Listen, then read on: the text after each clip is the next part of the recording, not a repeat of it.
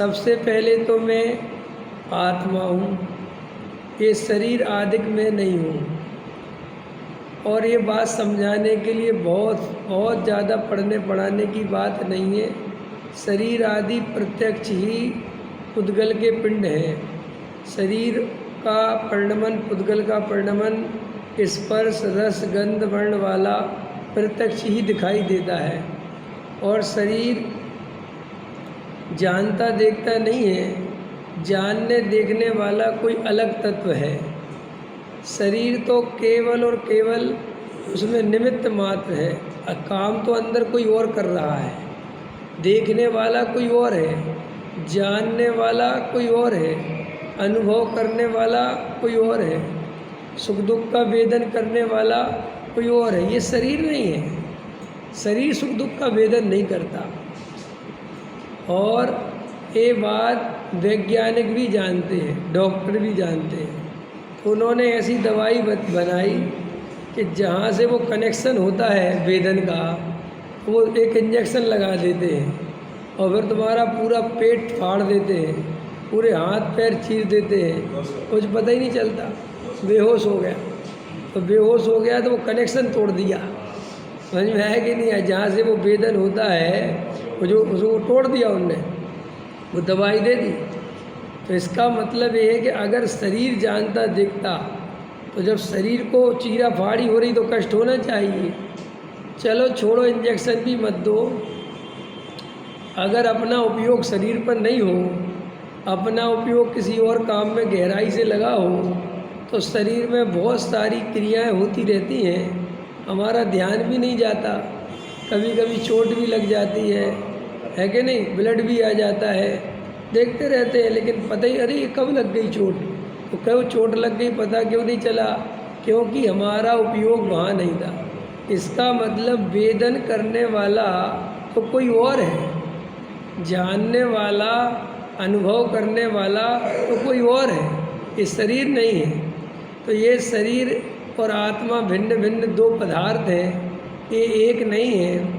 ये बात कोई जीव शांत होकर बैठे समझे और विचार करे, निर्णय करे, तो ये बहुत बड़ी बात नहीं है शरीर और आत्मा का भेद ज्ञान करने की। ये समस्या तो बहुत जल्दी सॉल्व हो सकती है।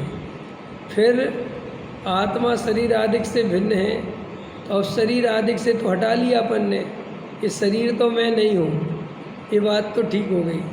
फिर मैं कौन हूँ कि तुम आत्मा हो?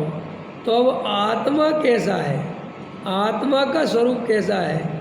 क्योंकि अभी तो देह आत्म को एक गिने बहिरात्म तत्व मुदा है। अभी तो देह और आत्मा को एक मानने के कारण, और ये शरीर आदि प्रत्यक्ष ज्ञान में दिखते हैं, उद्गल है ना, इंद्रिय गोचर है। तो मैं काला, मैं गोरा, मैं मोटा, मैं पतला, समझ में? इन्हीं में अपने बारे में प्रतीति थी। और क्या प्रतीति थी? हम आपसे पूछते आप कैसे? भैया पतला दुबला हूँ, भैया कैसे? और काला हूँ, भैया गोरा हूँ। तो तन उपजत अपनी उपजान, तन नसत आपको आसना, माने तन के नसने से नाश मानता है और तन के उपजने से अपना उपज मानता है। तो अब ये शरीर से तो भेद ज्ञान कर लिया, आगम का सेवन किया, तर्क युक्ति का अवलंबन लिया और शांति से बैठ के विचार किया, तो ये बात तो समझ में आ गई कि शरीर और आत्मा अलग अलग पदार्थ हैं। अब इन दोनों में से मैं कौन हूँ? भाई ये दो अलग अलग तो हैं, तो मैं शरीर हूँ कि मैं आत्मा हूँ? अभी भी तो पता होना चाहिए कि नहीं? तो भाई देखो, ये शरीर तो निरंतर गलता है, सड़ता है, बुढ़ापे की ओर जाता है और यही मिट्टी में आग लगा दिया जाता है। लेकिन वो तत्व जो आत्म तत्व है, उसको कोई आग नहीं लगा सकता, उसका नाश नहीं कर सकता कोई, समझे?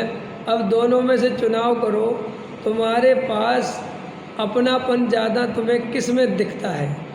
ज़्यादा करीब आत्मा दिखता है, ये सोचने समझने वाला मैं हूँ कि ये हाथ में हूँ?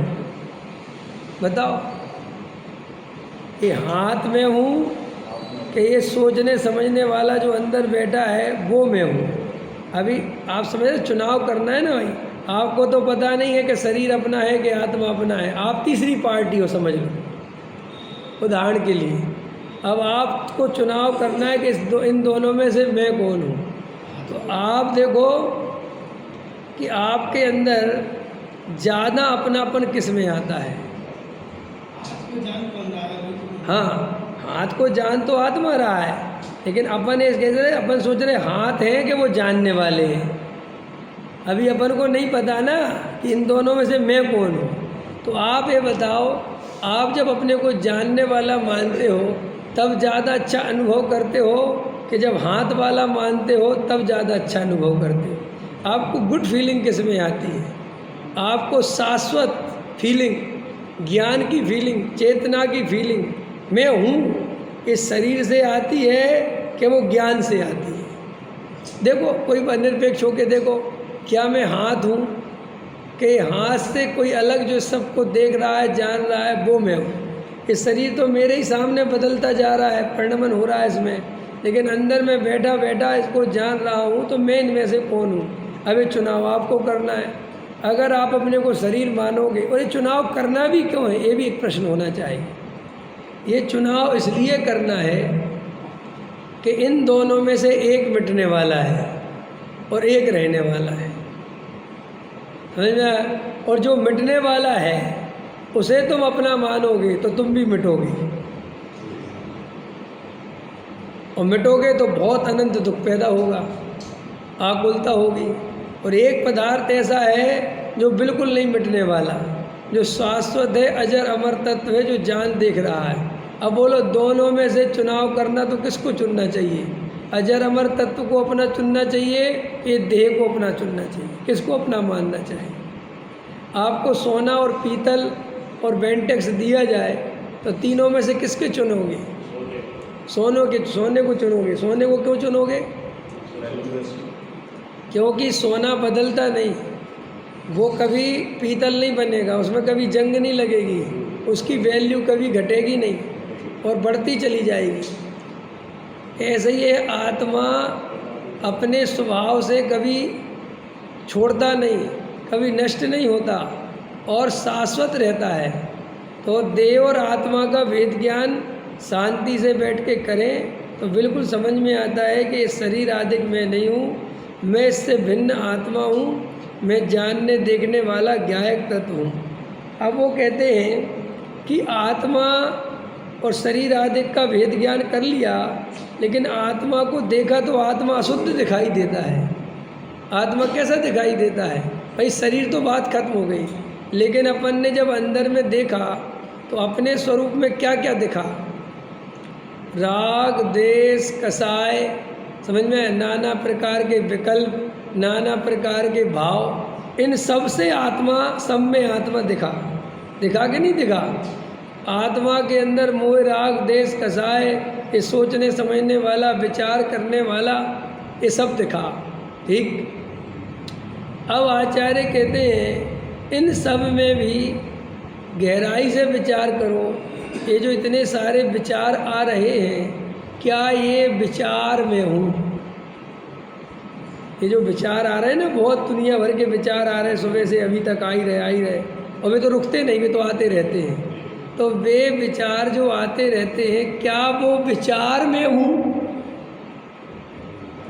अब इसमें से, अब शरीर तो अब मैं नहीं हूँ, क्या वो जो विचार आ रहे हैं, जो भाव आ रहे हैं, जो विकल्प आ रहे हैं, क्या वो मैं हूँ कि हाँ मैं हूँ? तो भैया अगर तुम वो हो तो सुबह से अभी तक कितने विचार आए और वे कहाँ चले गए? कितने विकल्प आए, कहाँ चले गए? कितने प्रकार की कसाई हुई, कहाँ चली गई कि पता नहीं। तो भाई साहब, तुम्हारे सामने वे विचार आए और वे विचार चले गए, उन विचारों को कौन जान रहा था? कोई ऐसा तत्व तो होना चाहिए ना जो उन सबका साक्षी भाव है। साक्षी भाव माने केवल ज्ञाता है, ना तो उन विचारों को करता है, न उन विचारों को बदलता है, न उसमें कुछ इंटरफियर करता है, सिर्फ शांति से सब भावों को जानता है। क्या करता है? अच्छा चलो, विचार को हटाने का भी विचार किसका है?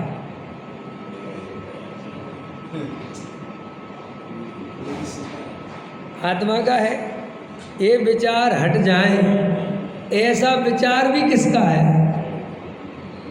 वो भी विचारों का ही विचार है, वो आत्मा नहीं है, वो भी एक विचार है और ये भी एक विचार है। समझ में आया कि नहीं आया? क्रोध कौन करता है? क्रोध का बस समाधान कौन कर देता है? वही कर देता है। क्रोध आया तो समाधान उसी ने कर दिया। क्रोध खराब चीज। क्रोध आया एक समय का विकार, पर्याय, समाधान कर दिया। और फिर क्षमा भाव आया, वो भी एक समय का भाव, एक समय का, और उन दोनों को बराबरी से जाना, उसका नाम ज्ञायक भाव।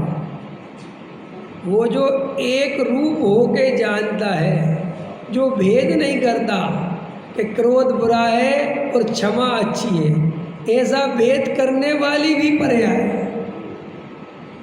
उस ज्ञायक भाव में कोई चीज अच्छी बुरी है ही नहीं,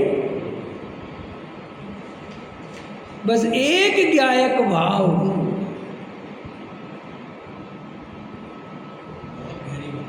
हाँ, ये पकड़ लो तुम लोग तो भी सब में दर्शन हो जाएगा। है चलता रहता है। अरे ये बुरा है और ये अच्छा है, ये भी अच्छा बुरा के खाते ही में डालो, ये भी ज्ञायक भाव। देखो देते ना डॉक्टर साहब, रेड वाला, रेड आवाज आती है, उसी में ही पानी पीना है। हाँ, वो तो बराबर हो गया।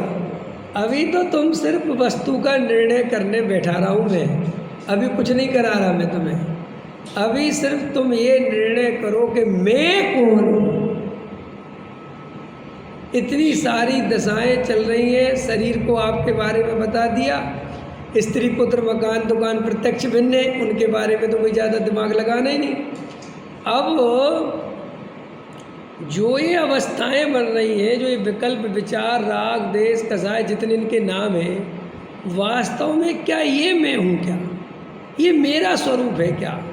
और अगर ये विचार में हूँ तो ये विचार तो चले जा रहे हैं और मैं तो खड़ा हुआ हूँ। विचार फिर आ रहे हैं और फिर चले जा रहे हैं, मैं तो खड़ा हुआ हूँ। कभी क्रोध का भाव, कभी मान का भाव, कभी मायाचारी, कभी लोभ का भाव, कभी पंचेंद्री के विषय भोगों के भाव, ना जाने कितने कितने प्रकार के भाव। तो क्या वो भाव मैं हूँ? क्या वो भाव दशा मेरी दशा है? मैं कौन हूँ? और वो जो भाव आया और वो भाव गया, वो भाव आया और वो भाव गया, अब उसमें भी एक भाव आया कि ये भाव अच्छा और ये भाव बुरा। तीन तरह की बात हो गई ना। एक तो भाव आया, क्रोध आया और क्षमा आ गई, और फिर तीसरा भाव आया, क्षमा अच्छी है और क्रोध बुरा है। तो ये जैसे क्रोध में नहीं, क्षमा में नहीं, ऐसे ही जो अच्छा बुरा सोचने वाला भाव है वो भी मैं नहीं।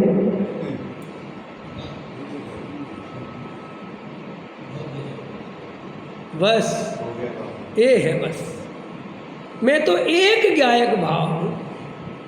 मेरे ज्ञायक भाव में अच्छे बुरे की कल्पना ही नहीं है, अच्छा बुरा कुछ है ही नहीं। फिर ज्ञायक भाव में क्या है? जो है सो है। ज्ञायक भाव कैसा है? जो है सो है, अभी भी है, बाद में भी है। बस